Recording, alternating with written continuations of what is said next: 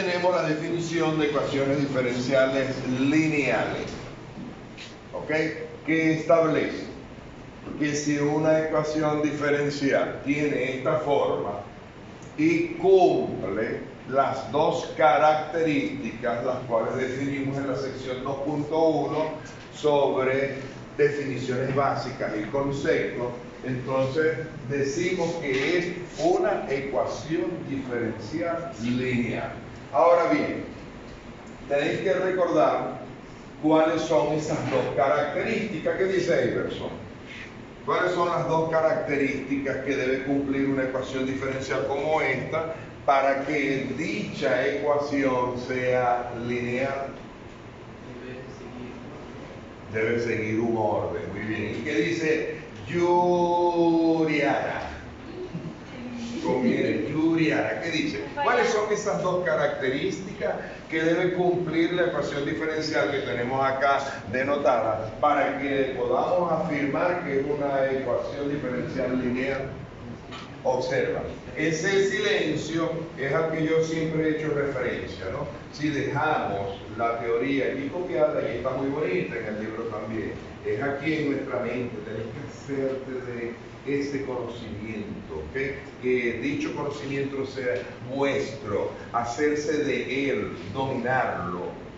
Las dos características son, la primera, que todos los coeficientes de la y sus derivadas deben ser funciones que solo dependen de x. Observa, a sub 0 de x, a1 de x, a sub 2 de x, están acompañando a la variable dependiente y sus derivadas de y de x, la segunda derivada de y de x, y así vamos.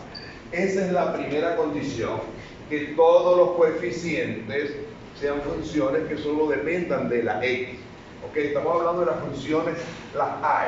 Ahora, la segunda característica que debe tener esta función, esa ecuación diferencial, perdón, es que todas las y sus derivadas deben tener exponente 1, deben ser de primer grado.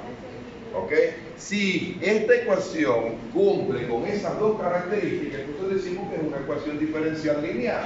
Nos interesa establecer la definición de ecuaciones lineales, porque ese es el método que vamos a estudiar ahora. Cómo resolver una ecuación diferencial lineal. En el caso, cuando la n vale 1, toda esta ecuación diferencial se reduce a esta forma, ¿ok? Y le decimos que es una ecuación diferencial lineal de primer orden. ¿Por qué, Juliana? Porque solamente aparece la primera derivada. Aquí la tenéis, observa, de y de x. ¿Lo vio? Es entonces una ecuación diferencial lineal de primer orden. Y vamos a aprender hoy el método de cómo resolver una ecuación diferencial lineal de primer orden, porque la de segundo orden y la de orden enésimo necesita tener esta parte, porque necesitamos tener el conocimiento de ello. Bueno, ¿qué es lo que vamos a hacer? Dividir toda la ecuación por el coeficiente de la primera derivada, que es a1 de x. ¿Por qué queremos dividirla toda entre ese coeficiente? Para que el coeficiente de la primera derivada sea 1, como nos quedó aquí. Aquí el coeficiente es 1, ¿ok? Una vez que tengo la ecuación de esta manera, el coeficiente de la y lo vamos a llamar p de x, una función p de la variable x, ¿ok? Y entonces determinamos una función que la vamos a llamar factor integrante, de modo que cuando multipliquemos ese factor integrante por toda esta ecuación, vamos a obtener del lado izquierdo de la ecuación diferencial una derivada total exacta. ¿Ve? Y todo esto satisface a esta derivada. ¿Qué tenemos aquí? La derivada con respecto a x de un producto. ¿Recordáis la derivada de un producto, Iverson? La derivada del primero por el segundo sin derivar, más la derivada del segundo por el primero sin derivar. Y esto que está aquí, exactamente eso. Luego que esto yo puedo igualarlo a esto, el método de solución va a ser integrar en el lado izquierdo y aplicar integración en el lado derecho.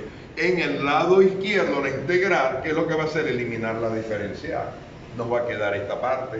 Y luego, en realidad, el problema va a consistir en resolver la integral que nos queda del lado derecho. Sin más preámbulo, vamos a hacer un ejemplo.